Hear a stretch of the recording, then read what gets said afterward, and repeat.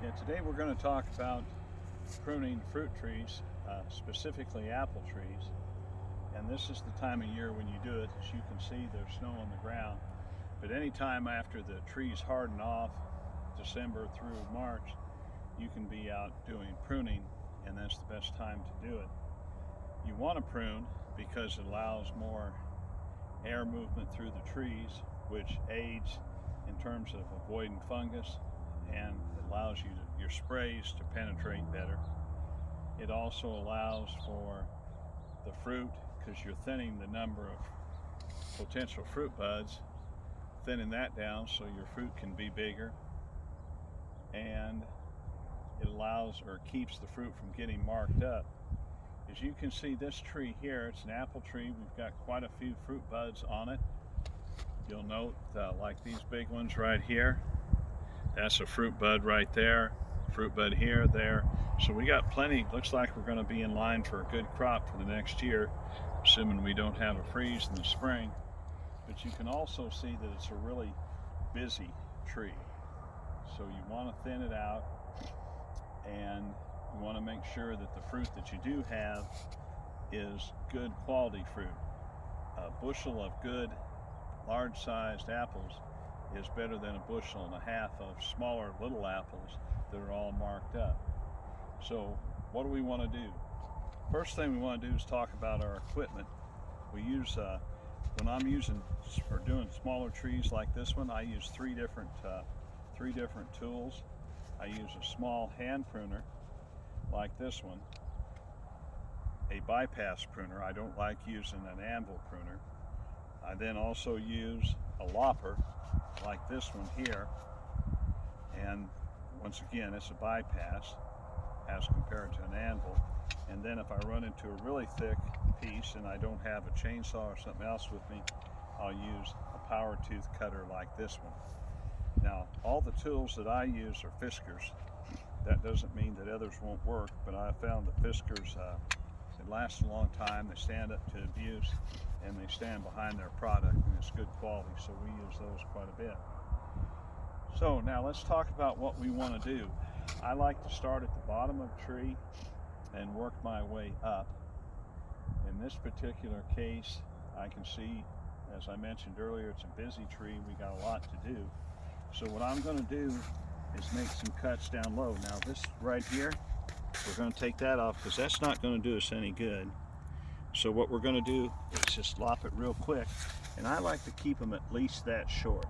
You don't want to leave pieces of the limb an inch and a half long. You want to cut it off. And then I look and I say, what are some of the obvious things we want to do? Generally, we try to use a central leader type approach on these trees. These are all semi-dwarfs. They're either M7 or 106, which means they're about 60 to 70% the size of a seedling. So what we want to do now is take a look in and see what we obviously want to get rid of. Well, anything that's coming inside, that's going back toward the central leader, we want to cut off. So like this one here, that one's going to go. We want to take off any of the verticals. This is both a vertical and coming back inside. So take it off, take this off, take this off, okay. Take some of the other stuff here that's obviously not going to do us any good. Try to create a little bit of room as we're going around. Okay, here's some sticking up vertically here, so we'll take these off. Okay, what we're trying to do is create a series of scaffolds or horizontal branches coming out from the trunk of the tree, the central leader. And we want them a certain distance apart so that when the fruit gets heavy on the tree or on the branch, like this one here, it comes down but it doesn't hit anything. Now we might potentially have a problem here because you can see if this one comes down, it's going to be running into this branch here. So let's take some of the verticals off of it for starts, like this, and take this one off here and maybe back down in here.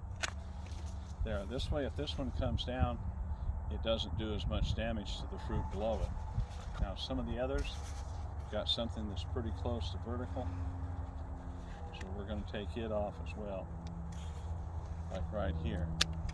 Now imagine what happens with fruit as it's coming down.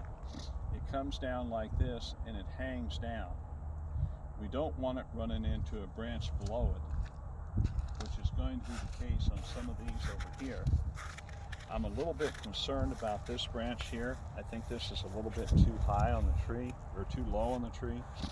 So I'm going to use our saw, and I'm actually going to cut that one off. I know it seems a shame because there's a lot of fruit buds on it, but you got to think long term when you're dealing with fruit trees. It's not just this year, it's going to be the years in the future.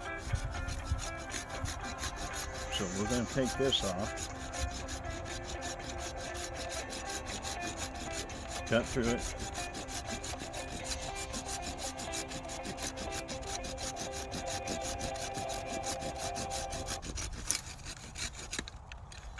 and then we'll drag that out of the way later. Now you don't want to leave these out here, so once we do some pretty good pruning, we'll come by and pick them up and put them in a pile and either burn them or give them to folks for that want to do barbecue, stuff like that. But we don't want to leave them out there. Also gets in the way of saws. So we've got that one cut off. Now let's take a look at some of the other branches that we want to look at here. Okay, some of them are pretty obvious, like this one right here. That's coming off. This one right here, this one right here.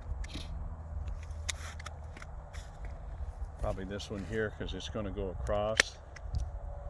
Same thing over here. We don't want those two competing. And you'll be surprised, trees will set a lot of fruit, so you don't really have to worry about cutting too much off. There you go. Yeah, so this part of the tree right here doesn't look too bad. There's one growing in there. Now we've got just a couple decisions to make. The big decision is going to be this one up here. You can see the crotch angle here is what we would call acute. If you're talking geometry, it's an acute angle. And as the tree gets bigger, there'll be more pressure on these two branches here. And if there's a big windstorm, it's going to tend to split. It doesn't have as much strength. So we're going to solve that problem right now. We're going to cut that off. Because if you have a tree that splits, that's pretty hard to save that tree. It really sets it back. Okay, now we're going to come over here. Now this branch here is to some extent challenging the central leader. By that I mean it's trying to grow up as tall and high as the central leader. So what we're going to do is we're going to cut that off. There we go. So that it's not challenging the central leader. You got to remember, part of the reason for doing pruning is also to allow sunlight into the tree so that the fruit will ripen properly and get the proper coloring. So there you go. That tree is not perfect, but it's a lot better. Let's try one over here, for example. This one. There you go. Now, it's not perfect, and I'm sure a lot of people who do orchard work would do it different, but I think that's a lot better tree, and we have a better chance of getting a good crop from it. So thanks for listening. Stick around. We're going to be doing other projects from time to time. We'll talk about rootstock, we'll talk about strawberries, talk about a bunch of other stuff, but that's it for today. Thanks a lot.